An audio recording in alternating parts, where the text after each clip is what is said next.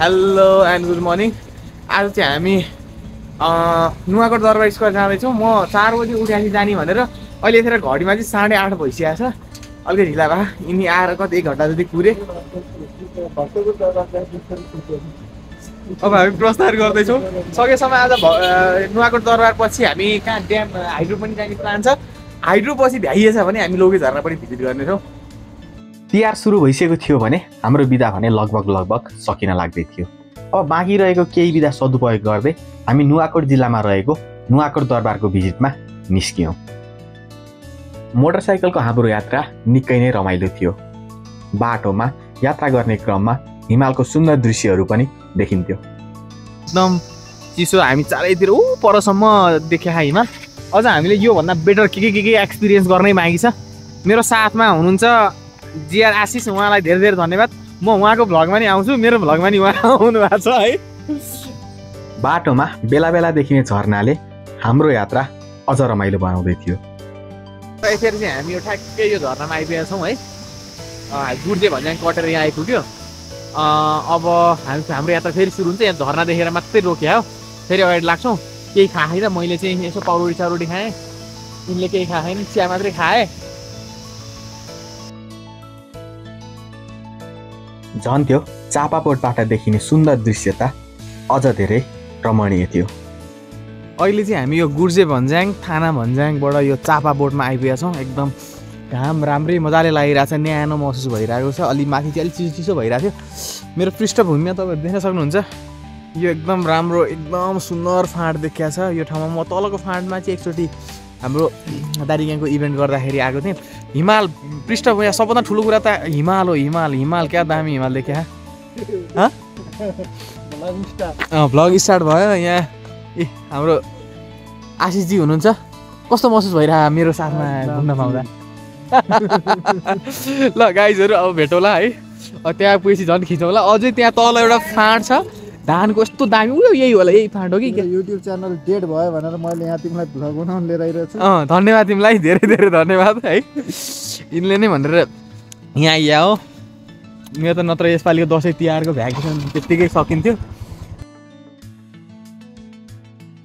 सुन्दर झरनाको दृश्य र त्यो कलकल आवाजसँगै हाम्रो यात्रा अगाडि बढ्छ। अझ बाटोमा त्यो धान फलेर पहेँलै देखिने फाँटहरूले हाम्रो यात्रामा झनै सुगन्ध थपेको थियो।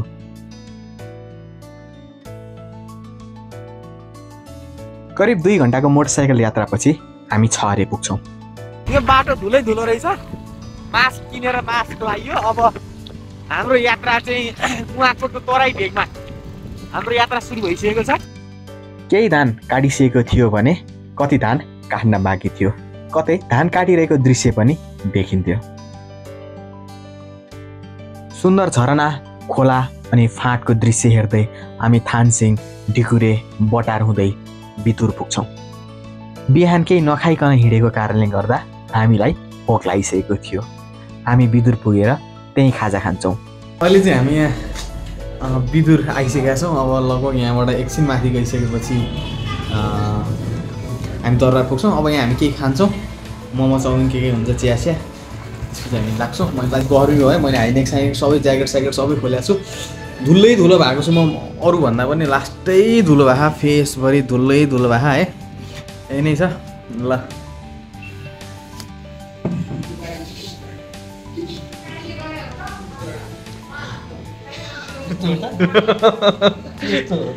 यस्तो होला। चिया कस्तो छ? चिया कस्तो छ? दामी छ है। हामी चिया खाँदैछौँ। अब चियापछि चाउमिन आउँदैछ, सुकुटी हालेको।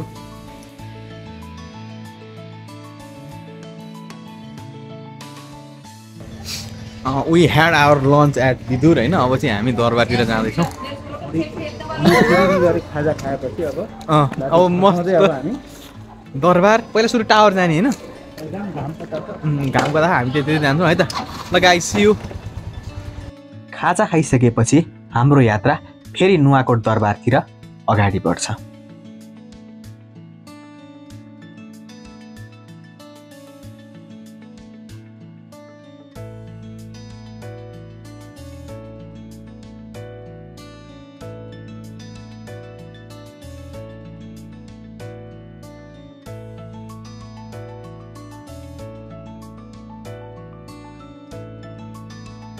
हामी करिब 25 मिनटको बाइक यात्रापछि नुवाकोट दरबारमा पुग्छौँ। एन्ड फाइनली हामी चाहिँ नुवाकोट दरबारमा आइसकेको छौँ। यो चाहिँ साततले दरबार पनि भनिन्छ। यो ऐतिहासिक एकदमै यो पृथ्वीनारायण शाहको पालामा बनेको लगभग 1700को तपाईँको मध्यतिर 1760-65 होला सायद ऐतिहासिक जित हात पारेको। 2 चोटिसम्म युद्ध गर्दाखेरि नजितेको, तेस्रो पटकमा जितेको ठाउँ हो यो। पहिलो पटक चाहिँ पृथ्वीनारायण शाहको बाले युद्ध गरेका, बाले नजिते ठाउँमा छोराले फेरि हात हाले, जितेनन्, लास्टमा जिते। अनि यो साततले हिजो मैले हल्का स्टडी चाहिँ गरेको थिएँ यसको बारेमा। यो चाहिँ पहिला राजाको पालामा चाहिँ साततलेमा चाहिँ पहिलो तलामा चाहिँ गार्डहरू बस्ने, अनि दोस्रो तलामा पनि सायद गार्डहरू होला, तेस्रो तलामा चाहिँ त्यो प्रार्थना गर्ने ठाउँ, चौथो र पाँचौँमा चाहिँ राजकीय समथिङ ठाउँ हो। अनि पाँचौँ र छैटौँमा चाहिँ कैदीहरूलाई प्रिजनहरू राख्ने, यो तपाईँको लमजुङको राजाहरूलाई बन्दी बनाएर राखेको ठाउँ पनि यही ठाउँको 5औँ र 6औँ तला हो। अनि 7औँ तलामा फेरि अर्को गार्ड हुन्थे। अनि त्यहाँभन्दा माथिको भनेको रुफ। निर्माणाधीन रहेको कारणले गर्दाखेरि दरबार हेर्ने हाम्रो रहर पुरा हुन भने सकेन। अनि 2008देखि यो दरबार चाहिँ युनेस्को सम्पदा सूचीमा नि परेको छ। 2015को भूकम्पमा यो भत्केको। अहिले चाहिँ पुनर्निर्माणको कामहरू अझै सम्पन्न भइसकेको रहन्छ। चाइनिज कम्पनीले यसको निर्माणको जिम्मा ल्याएर रहेछ। अब हामी एकछिन घुम्छौँ। यहाँको पहिलाका ठ्याक्क भाइब्स चाहिँ पहिलाकै 1700-1800को त्यो भाइब्स दिने खालको माहौल छ। एकदम रमाइलो ठाउँ छ। मस्ट भिजिट होइन, मस्ट के हो तपाईँहरूलाई पनि यो ऐतिहासिक हिस्ट्री सम्बन्धी केही जानकारी चाहिए। जानकारी त के जानकारी, सबै अहिले त विकिपिडियामा छ, गुगलमा छँदैछ होइन। नुवाकोट दरबार, त्यहाँ रहेका मन्दिर अनि बस्तीहरू काठमाडौँ उपत्यकाको झझल्को दिने खालका थिए।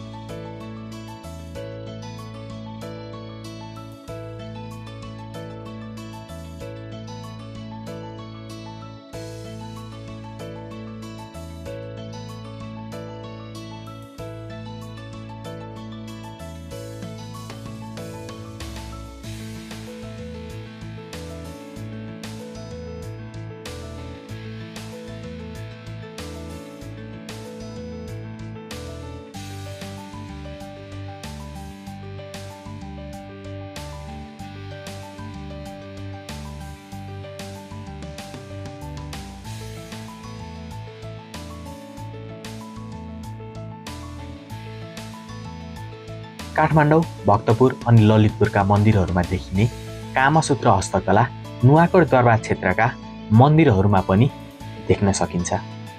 हामीले यो मन्दिरहरूतिर चाहिँ यो कामसूत्र हस्तकलाहरू देख्ने गर्छौँ कि धेरै जसो मन्दिर काठमाडौँ उपत्यका, ललितपुर, भक्तपुरतिर पनि देख्ने गर्छौँ। त्यसको चाहिँ एउटा फरक मिथहरू छ। जस्तै तपाईँको यो इन्द्रको छोरी चाहिँ कुमारी चट्टान होइन, यस्तो हस्तकलाहरू भएको ठाउँमा चाहिँ चट्टान नपर्ने भन्ने पनि एउटा मिथ छ। र अरू कुरा भनेको जब यो मुगल राजाहरूले चाहिँ मन्दिरहरू, हिन्दू मन्दिरहरू ध्वस्त गर्दै भत्काउँदै आएको बेलामा चाहिँ मुस्लिमहरूको लागि यो भनेको चाहिँ यिनीहरू चाहिँ यस्तो देखेको ठाउँमा चाहिँ प्रवेश गर्दैनन्। त्यो कारणले गर्दाखेरि आफ्नो संस्कृति, आफ्नो धर्म जोगाउनको लागि चाहिँ यस्तो हस्तकलाहरू चाहिँ मन्दिरहरूमा निर्माण गरेको भन्ने मिथहरू छ। अब यो कतिको सत्य हो त्यो त हिस्ट्री पढ्नेलाई थाहा होला, सुनेको कुराहरू हो।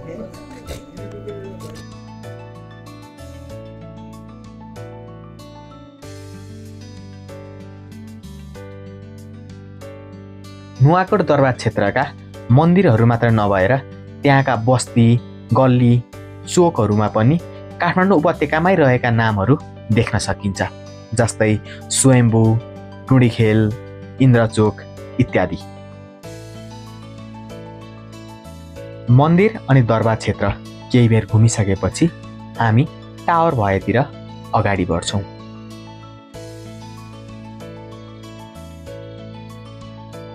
हाम्रो यात्रा चाहिँ अब त्यहाँ भ्यू टावरसम्म पुग्ने हो। अब यहाँबाट हिँड्दै हामी जान्छौँ बाइक त्यहाँ राखेर। हेरौँ भ्यू टावर कस्तो छ भ्यू। गर्मी व्यापक छ है, लास्टै गर्मी छ, पोलिरहेछ भत्भती त पोले होइन, हल्का हल्का पोल्यो। धुलो धुलो खाइया टन्न खानुसम्म धुलो खाइया, दारी त्यस्तै भए अब बिजोग भए। हामी चाहिँ भ्यू टावरमा आइसकेका छौँ। वाह कति राम्रो दृश्य, आमा बवाल बवाल।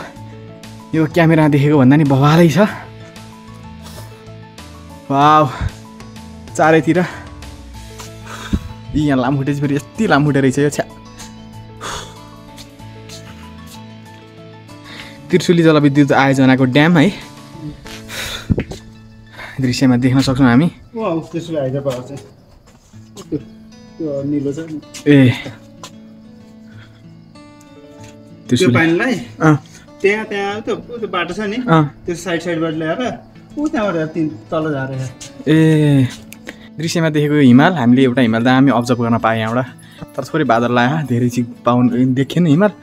किरा यो चाहिँ पहिलाको पुरानो त्रिशुली बजार रहेछ, दामी छ नि यार, बवालै छ। वाउ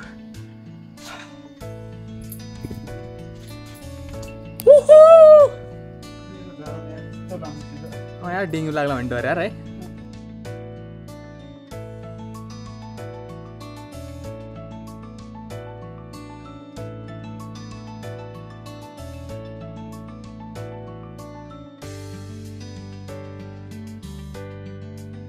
आज के अरे यो हाम्रो नुवाकोट दरबार हेर्ने एकदमै ठुलो बिगेस्ट डिजायर चाहना थियो है, किन भन्दाखेरि एउटा हिस्टोरिकल प्लेस भएको कारणले गर्दा पनि, तर एकदम त्यो भूकम्पपछि निर्माणाधीन भएको कारणले गर्दाखेरि त्यही माथि कोभिड पछाडि बन्द भएछ त्यो बनाउने काम, त्यो कारणले गर्दाखेरि केही हेर्न पाएन, एक्सपिरियन्स गर्न पाएन। बट ठिक छ, नाइस छ है, यहाँसम्म आयो गन्तव्य हेऱ्यो। अरूभन्दा पनि यो नेचुरल चिजहरू यहाँबाट हिमाल हामीले बाटोमा आउँदै गर्दाखेरि हिमाल अब्जर्भ गर्न पाइयो, यहाँबाट पनि अलिकति पनि हिमाल देख्न पाइरहेछ है। यहाँ पुरा त्रिशुली नदी बगिरहेछ, डाँडा काँडा हिमाल पहाडहरू मजाले अब्जर्भ गर्न पाइयो, एकदम रमाइलो। ओर्दी नै छ, अझै ओर्दी बनाउने, अझै हामीसँग टाइम बाँकी नै छ। एकदम रमाइलो रह्यो हाम्रो यो यात्रा चाहिँ। अझै तल जाँदै गर्दाखेरि अरू दृश्यहरू आएको, दृश्यमा आएका राम्रा राम्रा सिनहरू देख्छ। अब हामी चाहिँ यहाँबाट निस्किने तर्खरमा छौँ, निस्किन्छौँ। यसलाई रुगाले ग्रस्त बनाएको छ एक्कासी हेर्नु त्यहाँबाट तल झर्दा झर्दा झर्दै हो कि हात्तीमा आएको लामुटे छिर्यो क्या नाकमा। ल गाइज है त, सियु।